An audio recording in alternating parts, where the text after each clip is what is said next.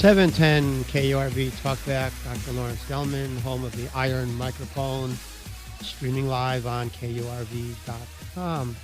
1-800-580-8255, 1-800-580-TALK.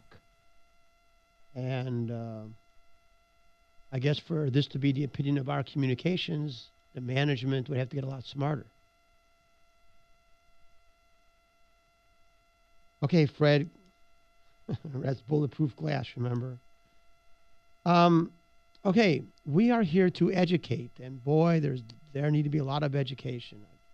I don't watch the news anymore because I don't like to watch the Three Stooges that much, so what's the point of watching the news? There's nothing they have to say that is enlightening, and quite the opposite. They're actually there to make you less informed by feeding you a bunch of misinformation, and so that you don't have the proper means to actually understand what's going on. And since we assume that what these pea-brains, such as Katie Couric, have got to say to us, that they are figures of authority, and we accept what they say at face value without any understanding that they really are just regurgitators of government propaganda.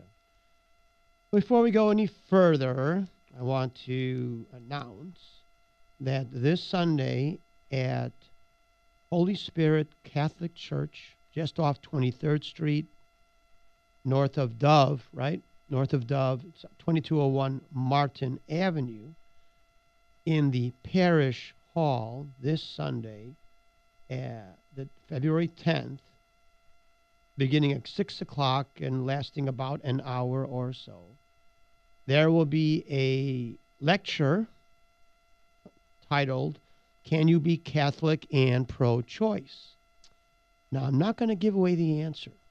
You're going to have to watch the movie, and at the end, we will give you the answer of whether you can be Catholic and pro-choice. Even though it's a topic, the abortion of the undelivered infant is a topic that is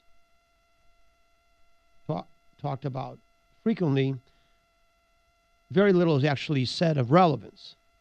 They talk and they talk and they talk, and they opinion and opinion, or they opine and opine, and they yell and scream at each other, but neither side seems to be able to have a handle on what actually is going on or what either side actually represents beyond the superficial snippets that we're always hearing. But this view that will be presented will be from a non-religious viewpoint. It will be addressed from a scientific and legal viewpoint. That's something you never hear in the media or hear or see anywhere. But the only way to really get to the truth of the issue is to go to its scientific underpinnings. And so we will discuss the scientific underpinnings and also the legalistic appropriateness, at least in the United States, under constitutional principles. We will talk about all the opinions of the pro-choice movement, all their arguments, all their defenses, and we will shatter every single one of them. I don't mean most of them. I don't mean 99% of them. I mean 100% of the arguments used in defense of the pro-choice movement will be pulverized. And we will also discuss the Supreme Court decisions, not just the Roe v. Wade decisions, which will be discussed, but other decisions which led to the Roe v. Wade decision and has resulted in the legalization of the murder of approaching now 60 million undelivered infants. 60 million. That's many more people than Hitler killed. It's probably more people than Stalin killed. And it's about the number that Mao Zedong killed. Interestingly, they are icons of the pro-choice movement. So that is what we're going to be discussing. I think it's worthwhile. You will definitely hear something you haven't heard before. It's not going to be a rehash, except a rehash of my stuff, I guess. It's not going to be a rehash of what you hear or see in the media. I invite all those with open minds, and especially those with closed minds, to attend, because for those with open minds, it will give you the ammunition that you need in order to confront the baying hounds of the pro-choice movement. And those of you with closed minds, it will put a crack in the shell of the armor that you wear to defend your viewpoint, because I can assure you that your viewpoint on the pro-choice movement is scientifically and legally inaccurate and false. So once again, that it's at the Holy Spirit Catholic Church, 2201 Martin Avenue, in their parish hall, this Sunday. Tomorrow. That's right. Tomorrow. February 10th, tomorrow at 6 p.m. No more football. No excuse. No excuse not to be there. So I think it's well worth your time, I believe, and I think you'll find it very, very, very, very interesting. All right. So what else should we talk about today? I don't know. Beats me. I'm writing this book on the Constitution. It's more than 500 pages long now. I keep finding little nuances that need to be amplified. The Supreme Court decisions that I'm reading through are longer than the Constitution itself. They're very verbose and somewhat convoluted. And so therefore I have to hack away at it, trying to get a grasp on what the heck they're talking about. And so this is taking a little bit longer than I had anticipated. However, I am definitely on the home stretch. I'm reviewing a couple of legislations that were based upon Supreme Court decisions. And I think I'll be done with that this week. Most of the rest of the book is already edited. This will just be a few more pages. Once those are revised, it will be published. I'm going to publish it on my own, since I don't contemplate that any of the government press, which is all the press, will have much of an interest in publishing it. But that's okay. I have a day job. And therefore, since I have a day job, I can publish this thing myself. It'll appear only in hardcover because it's a serious book. It's not pulp fiction. And it will be passed out for free to all who want it, and it'll be forced upon those who don't want it. And maybe I'll put a $10 bill inside each book. What other book ever puts money in it? You usually got to pay for it. So, but hey, the price of gas is $3.30, so you got to put $20 at least. All right. No, I don't. I think $10 will be in, but I'll. You know what? I'll just have I've got to figure out a way for them to get to read the book. So they'll have to figure out a way. I have to figure out a way that you have to read the book to get to $10.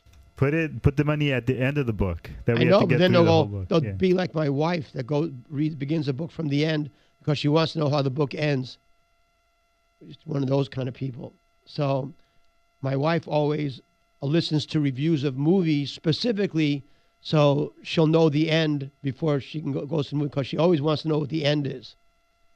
I can't do that. Now, my little undercover plan is to go to like these bookstores around town, like Barnes and Noble. You know where they have the little atrium, and then just go in there and stack a bunch of books, and they won't know, say that except when someone asks them, "Hey, do you have any more of those books?" And they'll say, "What are you talking about? Can't find that in my computer." Says, "Oh my gosh, we've been infiltrated." So, and I don't know what else. We have to have some kind of. Well, anyway, so that's what it's going to be. The book is called "The Fall from Grace," and I already have a cover picked out. I was looking for Grace, but I had trouble. I was looking in their phone book under. So, anyway. The book is there's none other like it. I have tried to find. There are books on Supreme Court decisions, but all they do is talk about the impact of the decision. They don't actually go and break down the decision itself, and nor do they discuss much the impact. And also, they seem to miss a lot about the underlying motivations. And so, there isn't a book like this anywhere out there. No surprise, since the government would frown upon it. My daughter, who's an attorney, has already informed me that she will have nothing to do with it, as it is too revolutionary in concept. And the last thing that we will want in this country is a nation formed through a revolutionary process, because we would never want that, would we? Because then, what would you have? So. That's the book. That's what it will have. It'll be. I'm sure it'll be well worth reading. It is not going to be written as a lawyer's or attorney's contract.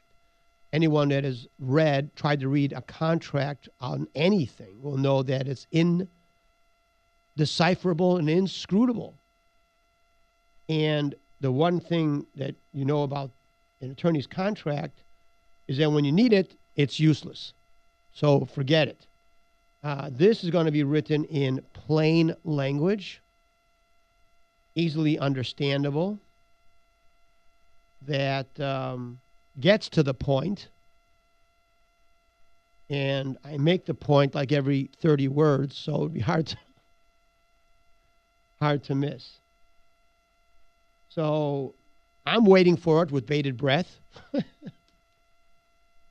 So, what else should we talk about? I guess we could talk about this or that.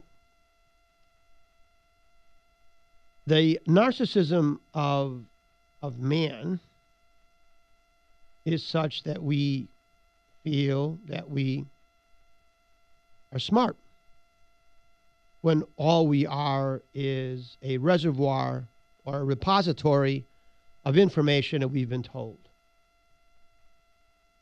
We look back on those in the Middle Ages that thought the world was flat, that thought the Earth was the center of the solar system or universe, and we laugh at them for their ignorance. But they were not stupid. Look at the works that they created, the gigantic cathedrals, the great works of art, mosaics, sculpture, and all the rest. So these people were certainly capable of a level of achievement that escapes civilization today in many aspects. I'm not aware of any structures that can compare to St. Peter's Cathedral or the cathedrals of Europe, the works of art from the Middle Ages, the mosaics, the sculptures. I'm not aware of anything today which can match that. Some of the great works of literature from Greek and Roman times cannot be matched by anything written today. And so the point I'm trying to make is that we think we're so smart because we know the world is round, and we know that the Earth is not the center of the solar system, that the sun is the center of the solar system. But how do we know that? Because somebody told us, somebody in authority that we believe. And we believe it, and we incorporate that into our understanding and don't give it a second thought. But how many of us could prove that the world is round? How many of us could actually prove that the Earth is not the center of the solar system and the sun is the center of the solar system? I dare say there'd be very few of us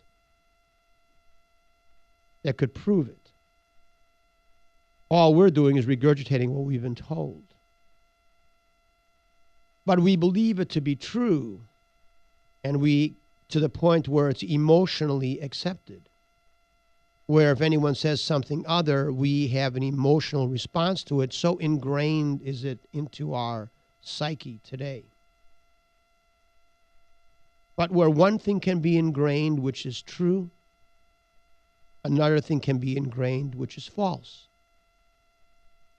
When we talk about the German society in the late 20s to the middle 40s and its peculiar view on race relations and how they looked upon different ethnicities,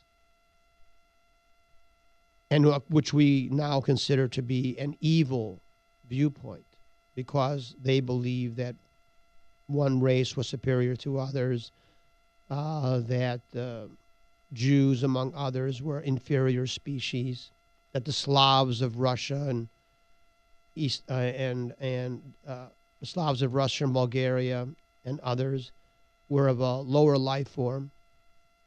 And the intelligentsia of Germany did that, including its physicians.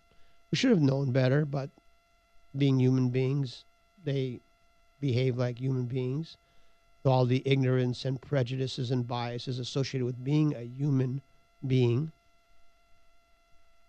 And what we need to understand is that the many people in Germany, if not most, maybe most, after all, Adolf Hitler did get 80% of the vote, that they believed Nazi dogma, which was that one of racial superiority.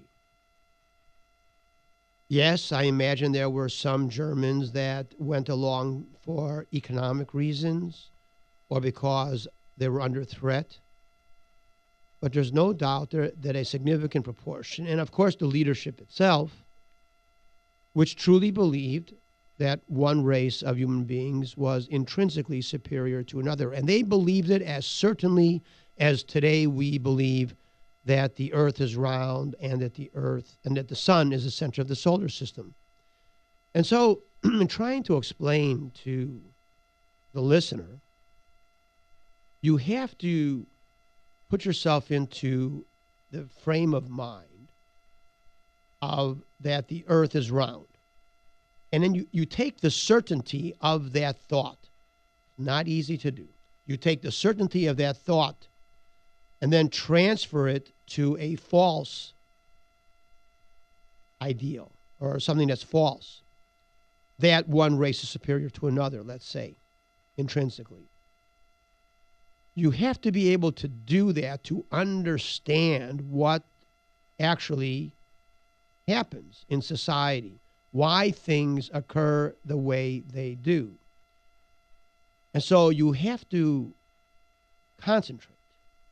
You have to sit there and focus and take something that you know to be true and apply that same internal certainty, that same degree of certitude, of which there is no doubt and no question, and apply that to some absurdity. And then, if you can do that, you can understand. You can understand why things are the way they are. The issue of the abortion of the undelivered infant is that kind of topic. The the people who believe in the pro-choice movement are certain in their correctness and look upon the rest of us in the pro-life movement, or the anti-abortion movement, more accurately, I believe, the anti-abortion movement, because I imagine many in the pro-choice ones would say they're pro-life as well, just looking at it a different way in the corruption of language that is so common in our society. The people who accept the pro-choice doctrine are as certain in its correctness and in its veracity as we are that the earth is not the center of the solar system, that the sun is the center, that the earth is round. They believe it with that kind of certainty because it is what they have been told over and over and over again as to be the truth. And so when they hear something other than what they have been told to be the truth, their response is the same response that those would have when confronted with someone that says the earth is flat. They're looked upon as foolish and feeble-minded. And is that not the way so many in the pro-choice movement look upon the rest of us? And so you have to get past that knee-jerk reaction. And how do you do it? Well, that's what I'm trying to do by using incontrovertible facts and things which are absolutely known to be true in order to break down the shield, or at least put a crack in the shield, of those who are on the pro-choice movement who truly believe that their position is not only the correct one, but the superior point of view. And so we need to understand that what we know, what we think we know, is really little more than what we have been told. And what we respond to the question, when we respond to the question, it is not through an introspective, investigative approach, but simply the regurgitation of what we've heard before. And you'll see that. And you'll see it on both sides. So what we're trying to do is go beneath the surface and explain why things are the way they are, and show step by step the paths that took us to where we are today. And it can be done. But when there's opinion, you see, we need to understand that opinion, when we say life is sacred, that is really an opinion. If we agree that life is sacred, then we need to behave along those lines. But not every society believes life is sacred. The question is, as we get a little philosophical here, the question is, what is morality and what is ethics? And ethics is adherence, is actions which adhere to the moral basis. But morality is subjective. The Germans, who believed that they were superior to other races, believed they were morally correct, and their ethical response was to discriminate because that's what was considered the law in that nation. Discrimination against certain races was not optional, it was required. And those that went against the law, let's say you were a non-Jew German and you wanted to marry a Jewish German or a Jewish person, that was against the law. So ethically, in the German society,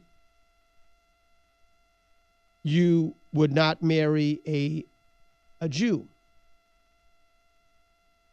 But, and amazingly enough, therefore, to believe that a Jew or others were equal to the Aryan race, that was considered the unethical position.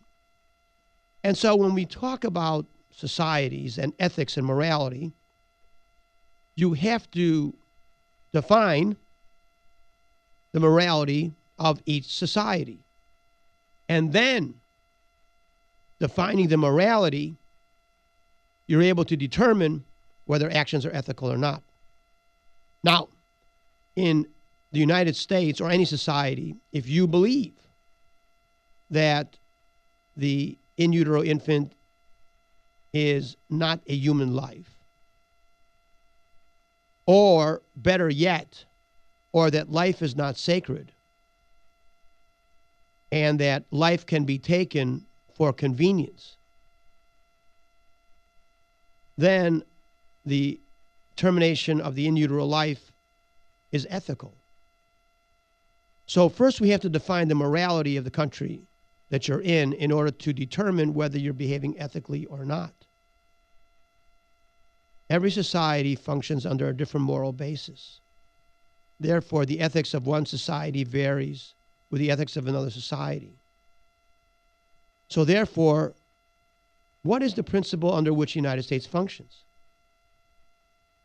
If we say life is sacred, then the killing of the in utero infant is unethical. So what is it actually? Do we really understand the way things are supposed to work? And we'll come back with this digging through philosophical viewpoints after this short break. 7 in the KRB Talkback, Dr. Lawrence Gelman, 1-800-580-8255, 1-800-580-TALK, streaming live on KURV.com.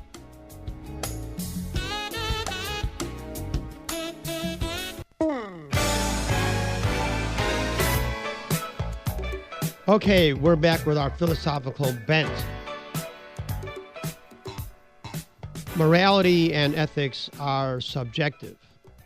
The laws of nature are not. The conservation of energy, the conservation of matter, the laws of physics, mathematics.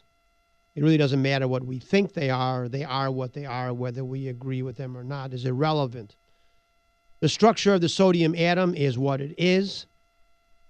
We cannot pretend it is something else. We have to function within the real world.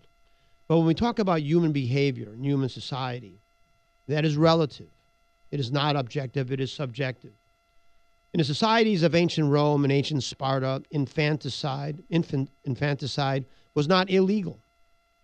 There was no immoral component associated with the killing of an infant for whatever reason.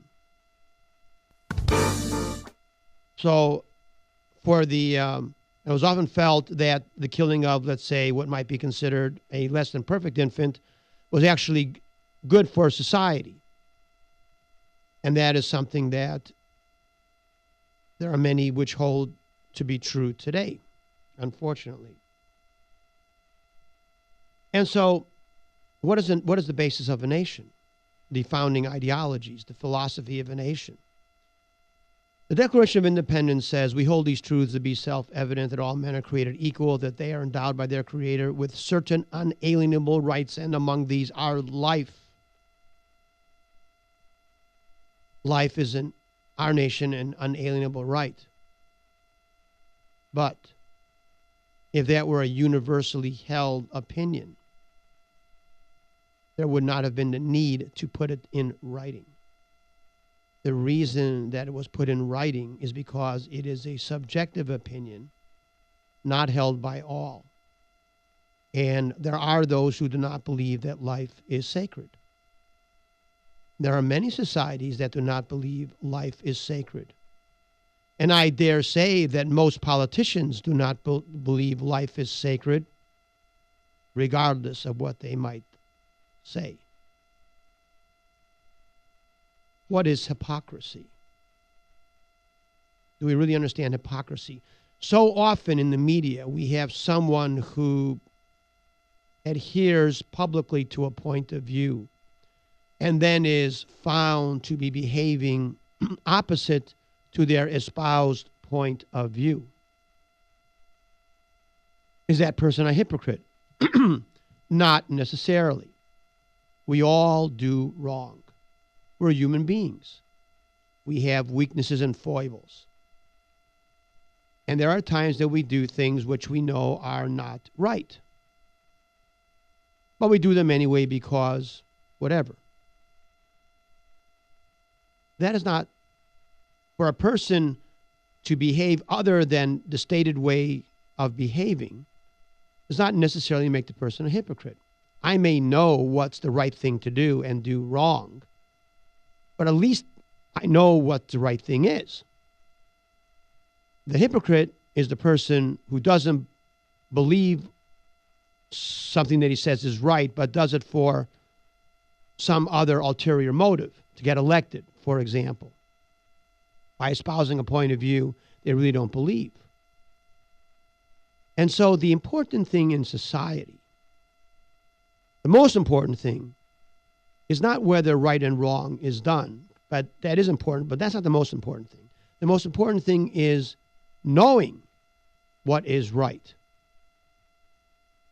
In our now relativistic society, we have lost sight or an understanding of what is right and what is wrong. Now we think that there are many things which ought not to be judged in that manner as being right or wrong, but just we should be allowed to behave any way you want to. There are those who believe that if something can be done, it ought to be allowed to be done. But that's the whole point of religion. The whole point of religion is to demonstrate that there is right and wrong, good and evil. And the point of science is there is truth and there is falsity. And we have Ken calling from McAllen, 7 KRV. Thanks for calling. What do you have to say? I think your premise that moral ideas and human behavior are subjective as opposed to the objectivity of scientific laws or the views of science. That's sort of a dualism that really is not entirely coherent and doesn't concord with, for example, Ralph Waldo Emerson's speech at the Divinity School, in which he made a direct equivalence between moral law and physical law. Well, go ahead and draw the equivalence.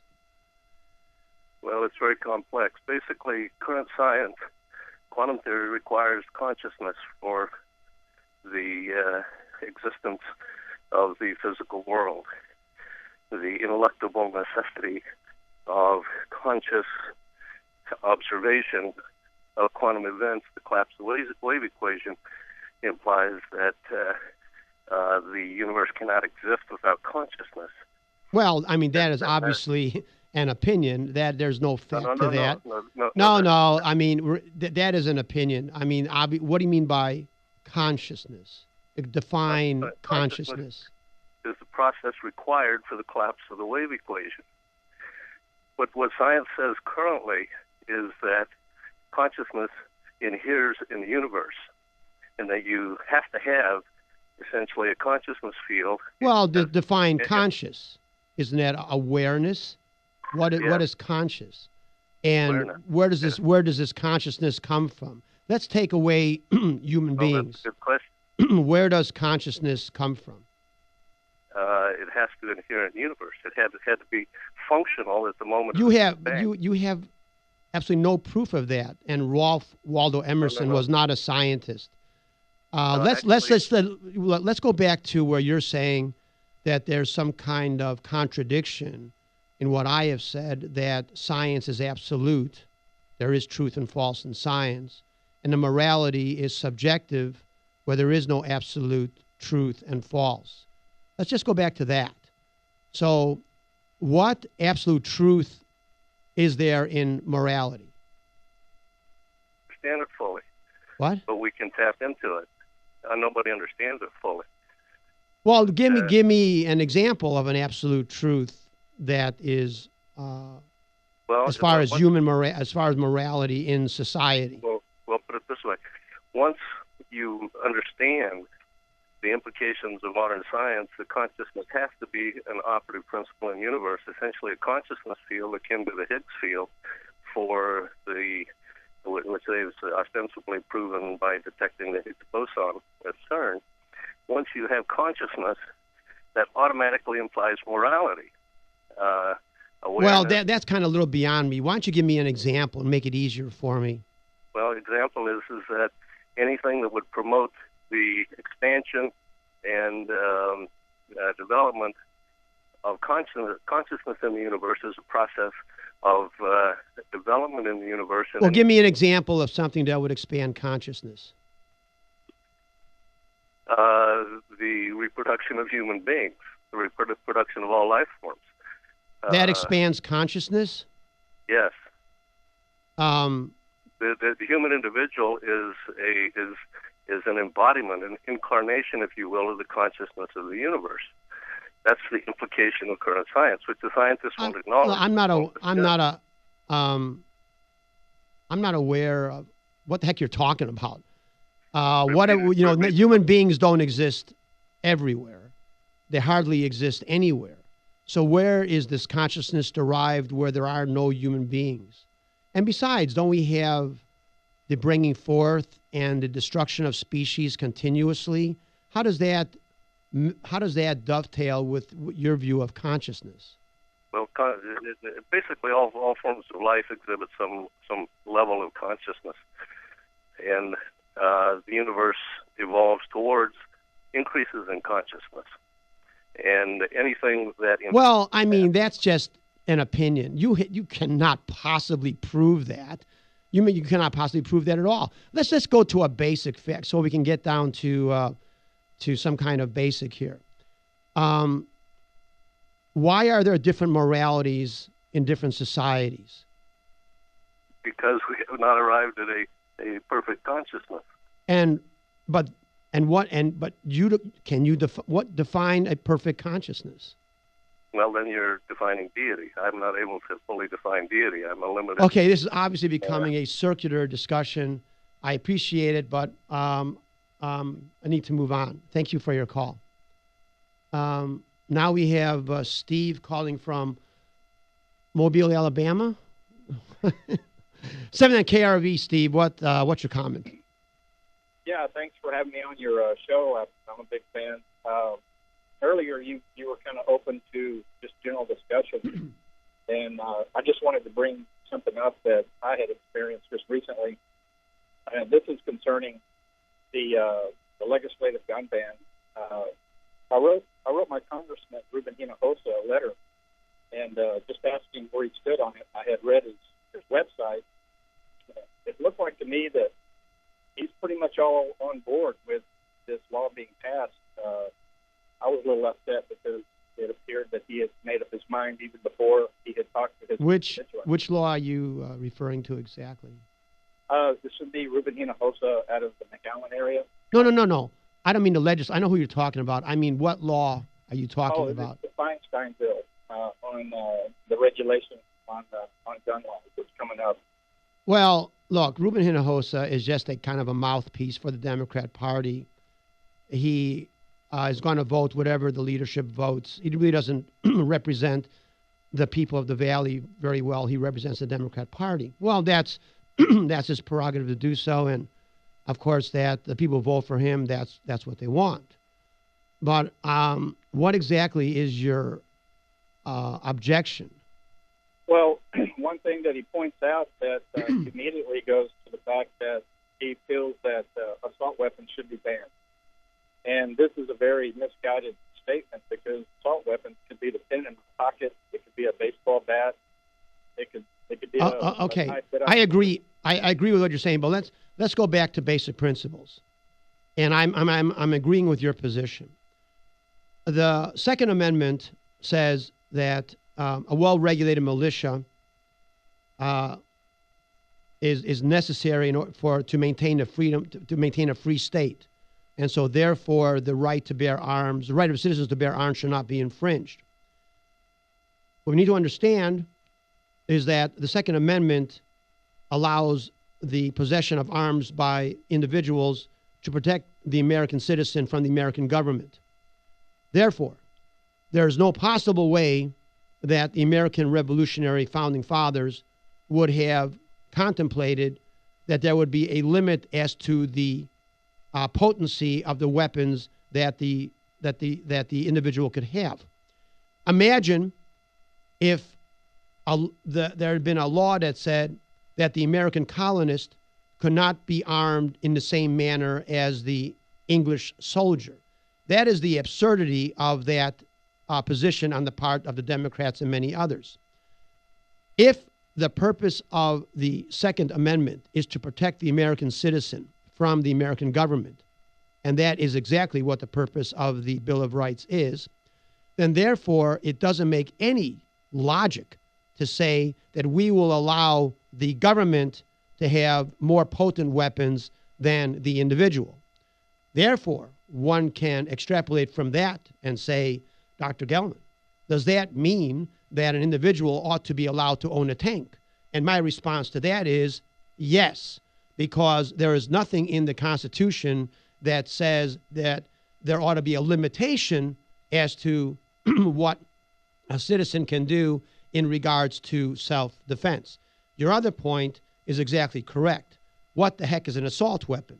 I mean, anything that is used, I mean, there's a connotation associated with it that it's a high-powered automatic device, which is common in the military, and therefore should not be is a weapon that. Why would we need the weapon? Well, the point is that the Second Amendment is not there for hunters, for recreation, or for a practice shooting. The Second Amendment is there to protect us from the American government, and therefore there constitutionally cannot be a limit as to the potency of those weapons. But let me also say this, that what does Ruben Hinojosa represent? The American government or the American people? I dare say he represents the American government, as does Nancy Pelosi. And therefore, as the American government does not represent the American people, in fact, the enemy of the American people today is the American government, one should not be surprised that those who represent the American government would present a viewpoint that would tend to make the American people weak in the face of the American government. And let me just say one final point on this, that when the American revolutionaries went up against the British, there was not even an army in the colonies. There were militias, but no armies. And I want you to think about this for a moment. Imagine at that time how absurd it must have been to the Pelosi's and the Ruben Hinojosas of that time to contemplate the possibility that an entity without an army, just civilian militias, could go up against the most powerful military that existed in the world at the time and that had ever existed, was the British Army, who routinely beat up other armies in Europe without any problem whatsoever. Who would have thought that a bunch of civilian farmers could beat the British Army? But that's exactly what happened. For those who think, oh my goodness, what's the point of having assault weapons? How could the American people stand up against the American military? Well, one never knows what can happen in a nation. After all, the Russian people overthrew their Soviet dictators, who are obviously very powerfully armed. Anyway, what else? Well, I agree with you completely. I don't think that you said anything that I disagree with, and that's pretty much my beef with this Congressman Ruben Hinojosa. he goes on to say that the Second Amendment is not limitless, and that there should be limitations placed on it. And this is where I have a lot of problem with it. That to me is just the first step in socialism, in what they're trying to accomplish in a total gun ban. Okay, a couple. And the other thing is. Wait, no, that's okay. I'll let you. Let me just address that, and then you can continue. I'll let you go on after this second. Couple things. One, where there are limitations in the there are limitations to what government and people can do. Those are delineated in the Constitution specifically. There are no limitations as to the right to bear arms. Whatever limitations exist in that the Founding Fathers thought was necessary are in the Constitution. And so that is, the Second Amendment is limitless. For someone to, to someone to say there's a limit to freedom and liberty, that is an autocrat. That is a dictator. Who defines the limitations? I am not aware that if you look up the word freedom or liberty, that it gives a limitation. It says, oh, freedom means everything except this. That is not what freedom means. That is not what liberty means.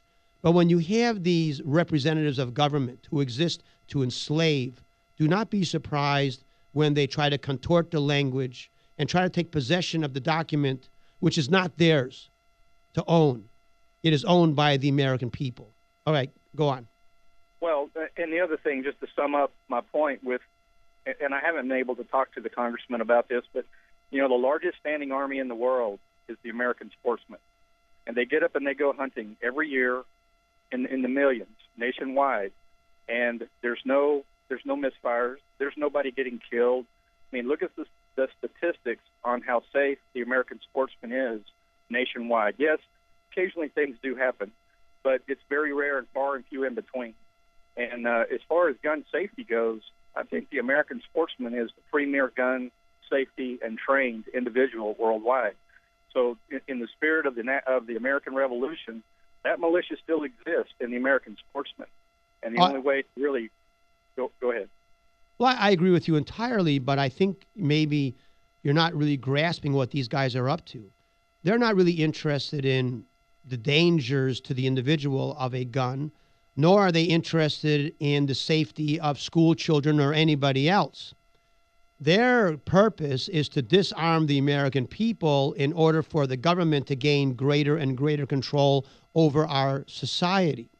And so therefore, to try to argue with any of our representatives that believing that their concern is gun safety, the inadvertent killing due to guns, accidents, murder being done by crazy people against children and people in malls and all that, if we cannot allow ourselves to get into that debate, because that is not the purpose of what they're trying to do. We need to understand that their purpose is to disarm the American people. The killing of children is irrelevant to them. The safety of the American people is irrelevant to them, but the enslaving of the American people is what's uppermost in their minds. And so therefore, trying to talk to these individuals logically, as you are talking to me, will get you nowhere. And I can assure you that you're wasting your time. What's important is what I would do is important to let them know that you're aware of the duplicity and the hypocrisy, and that they are non-constitutional. And you are aware that we live in a society with an unconstitutional fascist dictatorship. And make them aware that that will frighten them more than anything else you're going to say. Okay. Well, it's my goal to try to have this individual replaced as our congressman. He represents the Lower Valley in South Texas, and well, very odd. That would not be hard to do if the Republicans were anything but a bunch of stupid idiots.